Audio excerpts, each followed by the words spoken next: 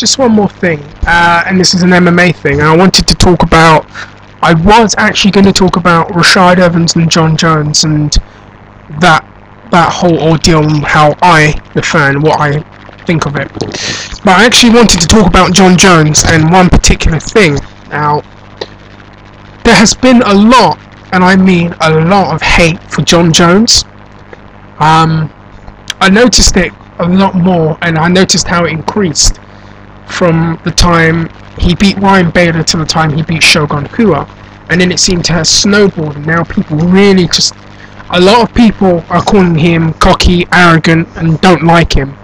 And I just wanted to kind of talk to the people out there that don't like him. I was on a HDNet clip with a Jon Jones interview, and I noticed there were just as many dislikes as there were likes, and a lot of people were making comments calling him a cocky little shit and stuff like that. And I just wanted to ask the people out there where they think this is coming from. Now, I listened to an interview that Ariel Helwani did on MMAfighting.com, and he talked about, with the panel of people he had there, about Jon Jones. And a lot of the journalists who talk about Jon Jones and where the hate from the fans is coming from, a lot of them kind of just, oh, it's because Jon's being successful. Maybe that is part of it. Maybe it is people are envious of his success, but other people are saying other things. Is it the stuff that's happened with Rashad Evans and Quentin Jackson?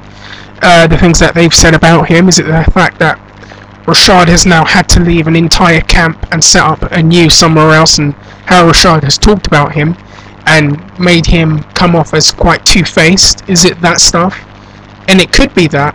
But to me, if there's one thing that maybe, I wouldn't say necessarily call it hate, if there's one thing that may have sparked this up, or started this up even more, is the fact, and this is just my opinion, he did an interview with, I think it's Showdown Joe, and he talked about signing autographs.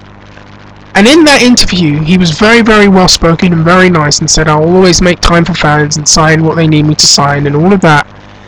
And then you fast forward to this year, and he did an interview, and they asked him about pet peeves. And maybe he was misquoted, but it doesn't sound like it. But Jon really went off on people asking him to sign replica belts. And I don't know. I mean, I don't know the tone of voice he used because it was a written interview. We never heard it. But the way it came off as quite arrogant, and it came off as quite...